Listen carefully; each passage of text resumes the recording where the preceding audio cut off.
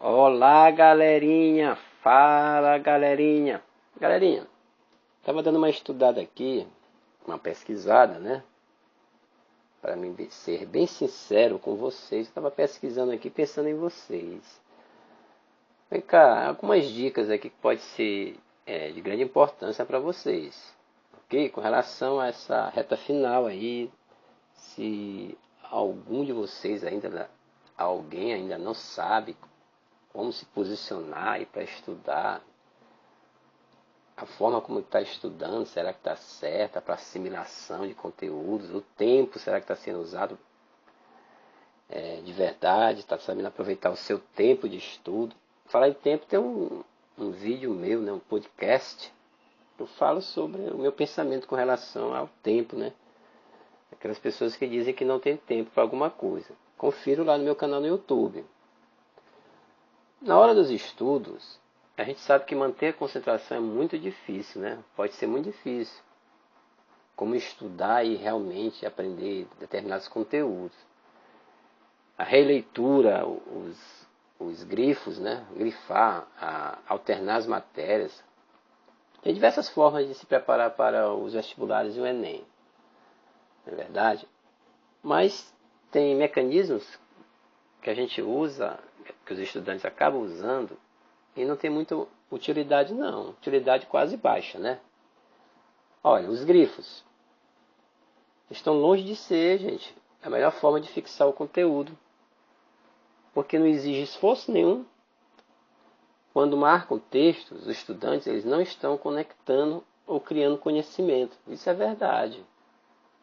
Essa popular forma de estudo, ela também apresenta outro problema, a dificuldade em definir o que é realmente essencial em uma matéria. Na hora dos estudos, sublinhar e marcar demais acaba confundindo. Confunde mais do que ajuda, pode apostar. Não é verdade? Outro aqui, um mecanismozinho muito utilizado, é a visualização ou a associação com imagem. Na verdade, muitos preparatórios, cursinhos, defendem essa conexão entre imagens e texto. Não é isso? Mas acredito que não seja tão satisfatório quando se trata de textos longos, né? Ainda assim, alguns dizem que esse método ajuda na memorização de imagens. Mas um ponto negativo é que a transformação de imagens mentais em desenhos é um fator limitante, limita a imaginação. Muitos estudantes que leram textos não conseguiram deduzir algo além do próprio texto quando criavam seus mapas mentais. A visualização, galerinha, ela não é tão efetiva para se chegar a conhecimentos que não estão tão explícitos. É verdade? Resumos. A utilização de resumos. Galerinha, engana-se quem pensa que resumir tudo é a melhor forma de estudar para o Enem vestibular. Veja bem, para provas escritas, resumos podem até ser efetivos. Mas para a prova objetiva, como a do Enem, a utilidade é mínima. Apesar de ainda ser melhor do que grifar textos, os resumos são intuitivos. Eles são a forma mais imediata de diminuir conteúdos muito extensos. Mas acontece que é preciso estar alerta na hora de resumir. Principalmente quando não se tem essa prática ainda, né? Pois você pode deixar no vazio pontos importantes que podem ser perdidos. O que eu chamo de essência, né? Essência, é a essência da leitura. Outro tópico, por exemplo, a releitura. Apesar de o fato de apenas reler o conteúdo, para muita gente é visto como pouco efetivo, né? A releitura, galerinha, massiva, quer dizer, você ler por seguidas vezes, ela é mais útil do que resumos e grifar. Mas essa releitura massiva tem que ser praticada no mesmo intervalo de tempo, certo? Mas ainda é de baixa utilidade. Mas isso não significa que você não possa ler e reler trechos, né? Para facilitar a compreensão de um assunto determinado. Quando há um interesse muito forte, assim, por um determinado assunto, a gente nota que os estudantes, eles acabam relendo sem nem notar. Tem o hábito de reler aquilo ali porque ele gostou. Que falo de mnemônicos, né? Aquela outra praxe muito usada. Os mnemônicos. Mnemônico significa algo relativo à memória. O que serve para facilitar a memorização. Já está dizendo, né? Mnemônicos. Esse modo de estudo, ele consiste em criar códigos, né? Ou palavras-chave para facilitar a memorização de algum assunto. Por exemplo, muito conhecido, reficofágio, né? Fala lá da taxonomia, reino, filo, classe, ordem, família, gênero, espécie. Reino, filo, classe, ordem, família, gênero, espécie. É um exemplo. Tem também o famoso minha velha, traga meu jantar. Sopa, uva, nozes e pão. É mnemônico. Isso é utilizado para decorar a ordem dos planetas do sistema solar. Olha, veja bem. Minha velha, traga meu jantar. Sopa, uva, nozes e pão. Aí vem o sistema solar. Mercúrio, ela começa com minha velha, então M de Mercúrio, aí vem Vênus, Terra, Marte, Júpiter, Saturno, Urano, Netuno e Plutão. Minha velha, traga meu jantar. Sopa, uva, nozes e pão. Isso é mnemônico, certo? Ele é um pouco mais elaborado do que grifar, certo? Muito bem. Mas há muitos assuntos em que palavras-chave elas não são a solução. Por exemplo, como você explicar um processo histórico através de códigos? A utilidade de mnemônicos é melhor em casos específicos e em poucos momentos antes de colocar os conhecimentos em prática. Outro tópico. Estudo intercalado de diferentes conteúdos. Galerinha, a rotação de matérias pode trazer bons resultados para quem vai fazer o Enem. É mais efetivo estudar você intercalando diversos conteúdos do que estudar vários tópicos de um mesmo assunto de uma só vez. Além de você evitar a saturação sobre o assunto, você conseguirá estudar por mais tempo. Galerinha, o estudo intercalado também facilita você correlacionar as matérias. Gente, galerinha, o Enem ele lida com interdisciplinaridade, ou seja, questões sobre questões que estão aliadas a diversas matérias e gráficos, transpassados através de gráficos e tabelas, envolve várias matérias, várias disciplinas. Então, intercalar os assuntos ele é mais efetivo do que qualquer outra releitura. A gente sabe que grande parte dos jovens tem uma resistência à leitura de jornais, livros, né? O telejornal ele pode ser muito útil nessas horas, como estímulo a debates entre alunos, professores, não é verdade? Além de um estudo semanal, contínuo, é importante que os candidatos ao Enem assistam telejornais, que é uma forma de ficar por dentro das atualidades. No entanto, gente, a leitura também deve estar presente, né, dentro da programação, na preparação de vocês para as provas. A leitura é insubstituível.